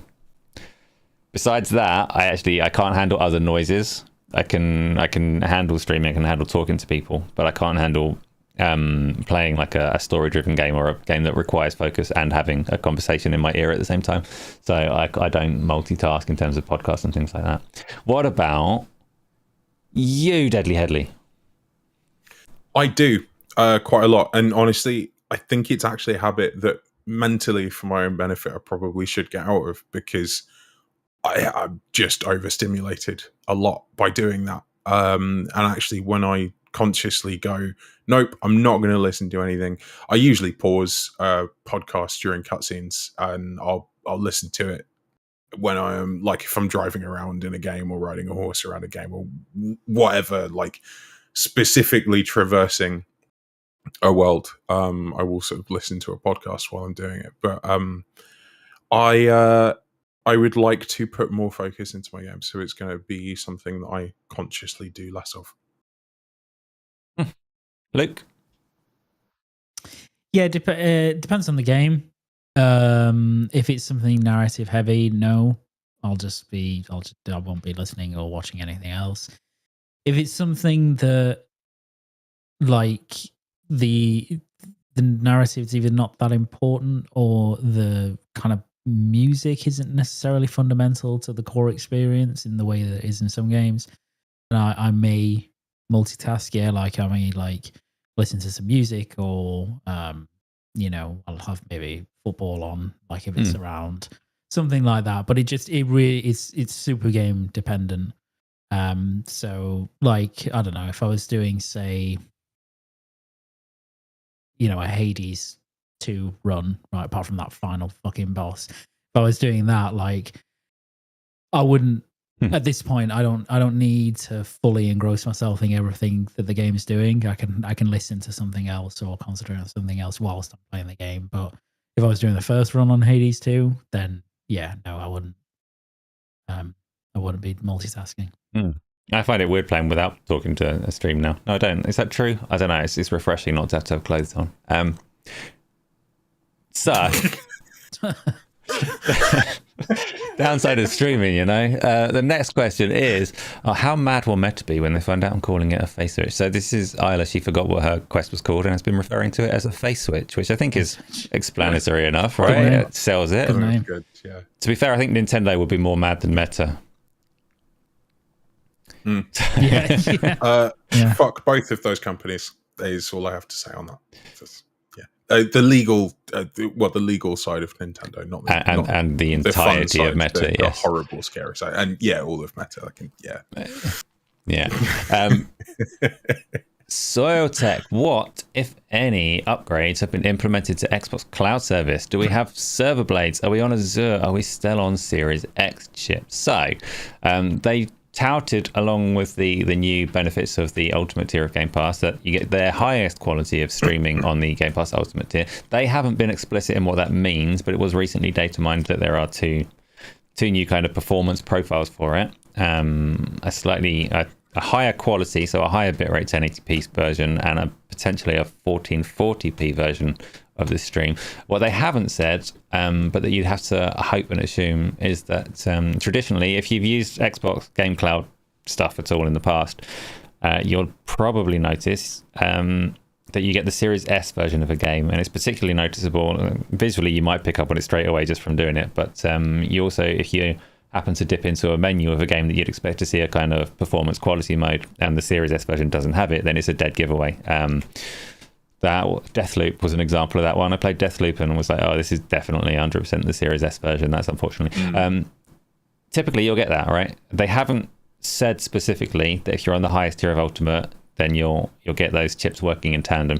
It's a little bit too much detail probably, but the way that the cloud infrastructure works, the way that the Series consoles work in general, is the chip can be broken up. So an Xbox Series X chip can run as 4 Xbox Series S's essentially in the cloud server infrastructure, which means they get a lot more capacity if they give you the Series S version of the game instead of the Series X version of the game. They haven't told us what we're going to get, and they haven't told us how much it's going to be improved. Nobody's got it in their hands to do side-by-side tests and see how it stacks up against other services yet, but I wouldn't expect kind of GeForce Now kind of quality, You do also get shorter wait times with Ultimate as well.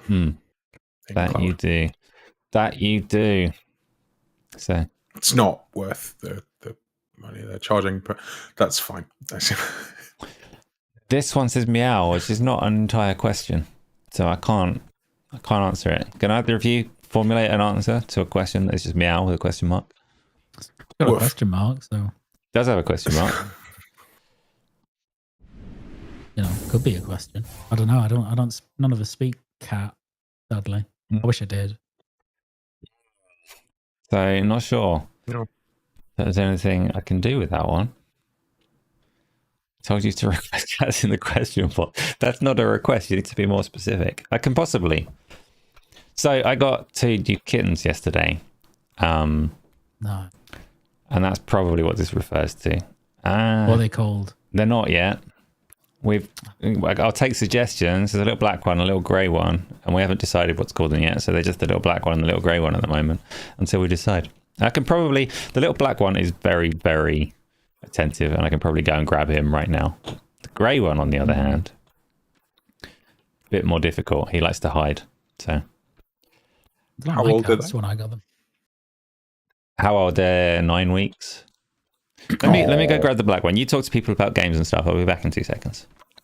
This cat's about to be held against its will. No, it's not against this one. No, this one will accidentally bump into a friggin' sofa and purr its head off. It loves attention. So give it a sec. Luke, have you played Jump Space or Jump Ship? Sorry, it's not called Jump Space. They changed the name, didn't they? Yeah. Yeah. No, I haven't. Every time. I haven't. But this is Sea of Thieves kind of in space, isn't it? This is that game.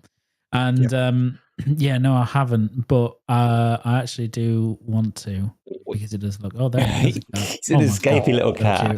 He's a cute one, and the other one is massively cute as well. Oh, it's a new room, tiny. Isn't it? It is tiny, yeah. Oh, it's never been in here, so it wants to run away. To go and explore and smell stuff. Just avoid. Yeah.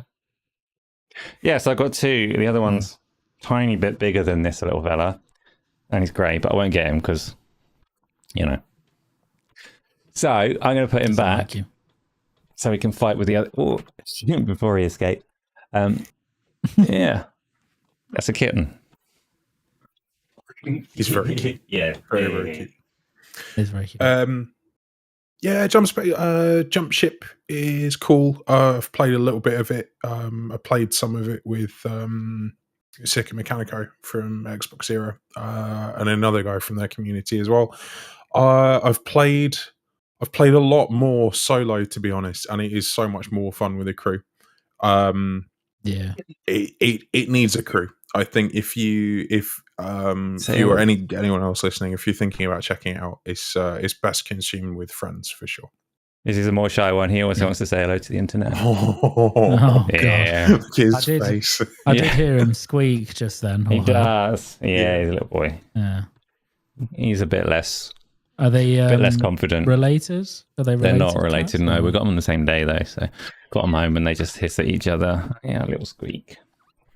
Okay. Yeah. Maybe when they're a bit older, we'll train them and they can race against my cats. We'll see who are the real champions. How old are your cats? My cats are definitely lose because they're both nearly 10. Okay. So, which isn't, super old for the cat world, but, it's mature. Calling coward and wanker. That's not bad. I'm not going to do that. In their 50s. They are both stealthy by nature. They are, but I can't call them coward and wanker. Why not? You can. You probably you just can. shouldn't. Yeah. Well, you're not frowned upon, but you could do it. Yeah. Yeah. Maybe. Asa, have you played Jump Ship? Have you played any? No. Jonathan from Burly Bird likes to talk about that game. Has played it a fair amount and says good things about it. But no, I haven't got on it yet. Have you? Yeah. I was just saying to Luke, I quite like it. It needs you do need to play it with a crew. You do need to play it with people. But yeah, I quite like it. I think it's cool. Okay, well we'll get a crew together and we'll give it a go then. So sounds good to me. I think assuming that was the last of the questions, I think we'll start to wrap up there and go and get some food. Not Luke, he's had plenty. Have you? Yeah. Yeah. Yeah, you have. No, you started talking about food. Me and Deadly Headley were both waiting for our dinners and you started talking about your amazing Japanese food, but that doesn't mean that you've eaten today. So who knows what's going on? Could be starving, you don't know. It could be. I apologise. Brian, yes, I've heard lots of people calling it Sea of Thieves in space. In that it's got some physicality to it, right? You have to do everything quite manually on the ship as far as I know. I think that's probably more or less where the similarities end, because I don't think it's got the whole like other players in the environment immersion gameplay thing going on, but it's a co-op game where you have to run around doing various tasks on the ship. So as I understand it, /planet /exploring, the stuff that's in the game. Yeah, it's good fun.